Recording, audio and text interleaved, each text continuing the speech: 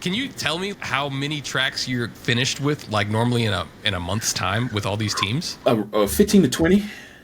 15 to 20 tracks. What's going on, guys? So this format for our channel is going to be a bit different. We're going to interview one of my favorite artists out right now that's killing the game in sync. This is Omega Sparks. What's up, bro?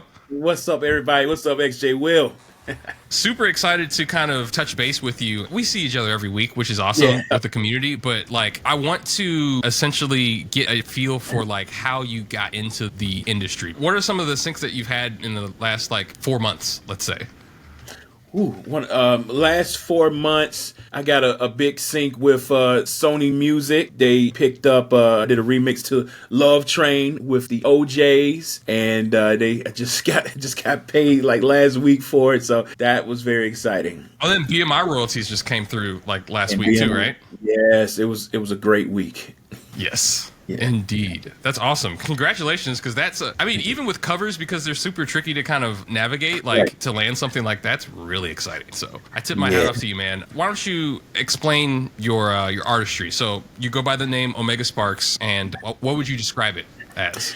Yeah, just high intensity hip hop. You know, I see hip hop as a martial art, and I like to match my martial art with other genres and practitioners of, EDM, breakbeat. I just love just expounding the possibilities of hip hop and lyricism and trying to fight for its place amongst other genres of music, even in the sync space. For sure. And I mean, those different genres that you're using to mix work well with sync anyway. You know what I'm saying? Yeah. So like you definitely have a wide open lane for what you're kind of accomplishing at this moment in time. Yeah. So I want to talk about like, how did you get here? How long have you been doing sync, and like how did you first get interested into it? I was doing sync before I knew I was doing sync. A little over 10 years ago, I was creating hype music for Evo Championship Series, the largest fighting game tournament in North America. So I just celebrated 10 years, writing for that company, and it just actually got bought out by Sony. So last year was my first time creating music for Evo under Sony, acquiring it. Doing that for a couple years led to my first big placement on Killer Instinct on Xbox One back in 2014, and Sweet. that was a crazy moment, especially when the song went from actually in game to the soundtrack. The soundtrack was huge, won some awards, some video game awards and stuff, and ever since then it's hooking up with Rooster Teeth and with Death Battle. Over the years, I've been working with them for 8 years.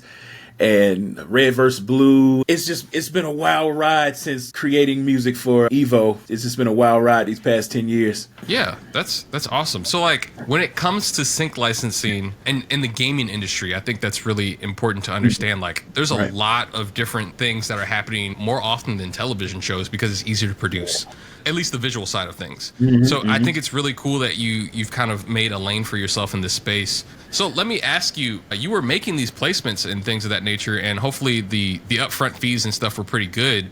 What convinced you to kind of go into joining the Sync Alliance community? Because it sounded like you were making placements. I was making placements, but there was an issue. I wasn't getting paid a lot upfront and behind the scenes. Pretty decent royalties here or there over the years, especially with the Killer Instinct placement. But I'm a sponge. I just started seeing this awesome guy named XJ Will on TikTok. And just how he was just so open about his transition into the sync industry, and I was like, it spoke to me. And as many placements as I've had over the years, there's still so much I didn't understand about just being viable and being competitive. I didn't want to just rest on the few awesome moments I had yesteryear. I want to be viable and competitive now. I want to sharpen that sword and not just live on, the great things from the past. And so that's what led me to the Sync Alliance. And y'all were so gracious letting me be a part of the community. And I've just learned so much over the last year. That's awesome. So like, let's talk about that for a bit. Like, what was something that you felt was pivotal that you learned within that time period? You've been in the community for about a year and some change now, maybe? I think June. It's almost been a year. Yeah, it's almost been a year. Okay. listening to, your wonderful examples when you share with the community stuff you're working on, placements that you're working on, it shows me that, wow, like I'm close, but I need to sharpen some things up. And one thing you've taught me about is not resting on the bars and the lyricism, but when you're creating music for sync, especially for trailer music and stuff, make sure there's a reduced essence where you're giving place for the advertisers to have their say in it, and then just being tactful with how you're using your voice in this space, especially for trailer music. That's I just thought I could just like write some bars and and rap my way into success. But no, I've learned a lot from you and the community since I've been in it last year. Yeah, man, simplicity is everything, especially because like we're in a supportive role when it comes to like the media business. So like we're having the opportunity to either help sell a product or tell a story. If there's voiceover, like the music is automatically pushed a little bit to the background. That's why normally syncs that have lyrics in them, they pay almost double, because now that lyric helps support what they're actually saying in a much cooler way. As far as with those kinds of things, do you feel like there was a big pivot or shift while you were in the community, as far as with, like you were mentioning, the mentality of how you're approaching things, recording, anything like that? Yes.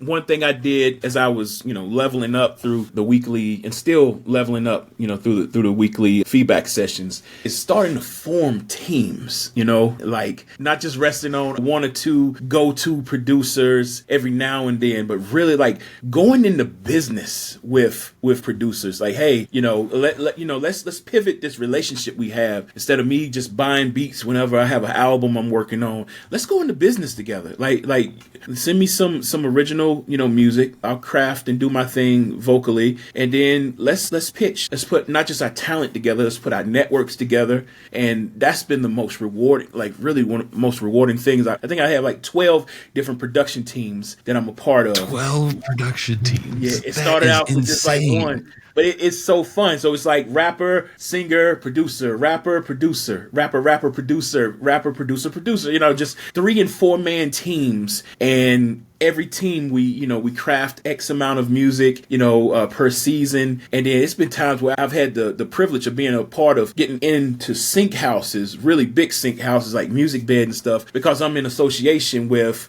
someone that I'm, that's on my production team. I guess I'm on their production team. So it takes the pressure off of doing everything yourself. That's the one thing that's been really rewarding. That's wild. That is absolutely wild. And I mean, like, honestly, man, and I have some content I need to post today about it. 100% of nothing is still nothing. So, like, if you share the pie, it's a bigger piece than what you would have got if you had 100%. Right? Absolutely. It's really important to kind of do. And I think as we get older, too, we get more responsibilities and things of that nature, kids and being married and stuff like that. Like, you just don't have as much time. So if you could rely or just lean on someone else to kind of help you carry that load, it just makes everything easier. Can you tell me how many tracks you're finished with, like normally in a month's time with all these teams? 15 to 20. 15 to 20 tracks finished in like into new libraries. Into the pitching phase. It's been times where I would roll out of bed and like, hey, one of my teams would be like, hey, Sparks, we've already, we got the track, we got the hook, we just need a verse. And I'm like, okay, let me do the verse. And then the song gets picked up. And I literally spent like 30 minutes writing and recording my verse. And now it's a big placement, like I didn't have to do the heavy lifting. Sometimes I do have to do the heavy lifting. Yeah, it takes the pressure off of doing everything yourself, just being a part of communities and teams. That's awesome. Something else I wanted to just mention, the ability to record yourself. How important is that as an artist? I mean, especially like during the pandemic, like that was the time where every artist, every producer needed a home studio. Like it's maybe one day in life when I'm a little older, I'm going to create a scholarship or something. I want every single artist, no matter where they're at in their journey, to have a home studio, to have the ability to at least professionally record their voice if they're top liners, so they can at least send their music off professionally for a producer, for an engineer to mix and master. But yeah, it's so important. I was talking with some friends the other day. I've had a home studio, for about 4 years now. I've done like 250 songs in this home studio. I'm actually welcome going to someone else's studio because I don't even know what that experience. I remember back in the day when I didn't have a home studio, you got to pay for studio time. And, you know, if you're having a tough time nailing that hook Getting or nailing everything that done, chord, and yeah, you're like, okay, we're running out people of show up time. You got, late. you know, Yeah. you don't have to worry about that anymore. You can just take as many takes, experiment, make mistakes, take chances. Yeah, it's vitally important to have an ability to record yourself from home. Yeah, I think you really hit on a point there, is being able to be comfortable with making mistakes and experimenting. Because if you don't, like, you never get that individual sound that everyone is pining after. And I think that's really important for sync licensing as well. Anyone could make a hype track, but how do you make it individual and sound different than everybody else? Which I think is something that you do quite well. So, I mean, I tip my hat off to you when it comes to that kind of stuff for sure. Is there anything else that you feel like with the community is valuable to someone that maybe is thinking about joining? Like, what would you give advice to someone that's just starting? They might have had a placement or two, but want to accelerate the process a bit. Just be open to, you know, to critique, honestly. I mean, because I've seen people in the community come in and they have a real kind of like hip hop loopy type of approach to their production, and you coaching them and teaching them that, hey, you need to be dynamic, you know, every couple of measures. Don't give off the feeling that this is a loopable track, because, you know, you're decreasing the value in it. And then I see those same producers the following weeks, like, really ramp up their production and adding high quality and wow moments in their production because of your coaching and stuff like it. So I would say, like, just come in, even if you've had placements, like, so what? You have the opportunity to get coaching from someone that is doing amazing in the industry. That's the thing. I came into the Sync Alliance with no ego. Like, well, I'm Omega Sparks and I got a couple big placements a couple years ago. So what? You miss out on opportunities when you bring ego into the equation. So yeah, just come in with an open mind. Celebrate your journey and where you're at. And then just be open and willing to let your music like level up through the coaching in it. In the community. A lot of it's curated. So like the higher levels of the community, like, you actually have to have an interview to actually get in, which is, I think, cool, because that way it's a lot less of a problem when it comes to egos being added to the equation. And then also, it's not just me doing the coaching. We have a couple of community managers, and also we bring in supervisors, sync agents. So you're not just getting it from me, you're getting it straight from the horse's mouth, which I think is like nothing but value. So that's awesome that you're able to kind of do that. And again, it just accelerates the process. Everyone's on their own sync journey, and instead of walking, I'd love to take a cab. So it's essentially how it works. There you go. Yep. Awesome. So any last words of encouragement or anything like that for everyone watching right now? You can do it.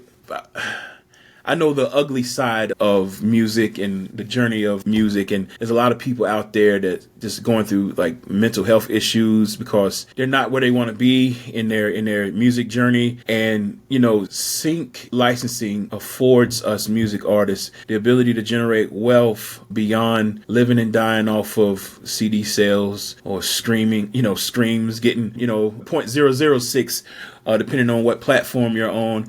But it allows us the ability to generate wealth beyond our artistry, that we can really spend seasons of our creative journey behind the scenes and generating meaningful relationships with other producers and vocalists around the world, and really like go into business with them and make money. Omega Sparks is respected in his industries and in the places where his music is. But beyond that, Jarrell gets to generate wealth behind the scenes with sync placements and take the pressure off of Omega Sparks, the artist. I could just experiment and be a songwriter as Jarrell. So that's my advice. Sync licensing is a great industry to be a part of.